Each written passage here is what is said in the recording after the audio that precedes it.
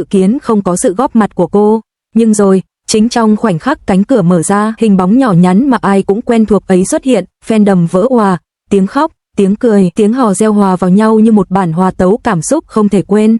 Câu chuyện đã trở thành chủ đề nóng nhất đêm hôm đó, lan khắp mạng xã hội như một cơn gió mạnh nhưng đầy ấm áp. Như mỗi năm, fan club tổ chức sinh nhật offline cho Triệu Lệ Dĩnh.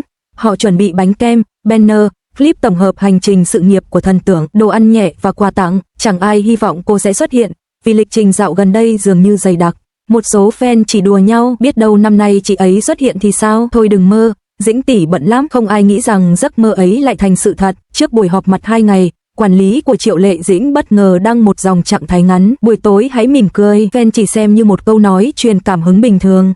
Ngày hôm trước, trợ lý đăng hình một chiếc bánh kem không kèm caption. Fan nghĩ là sinh nhật bạn bè trong đoàn, còn chính Triệu Lệ Dĩnh thì im lặng đến mức người ta còn nghĩ cô đang ở trường quay tận nơi xa.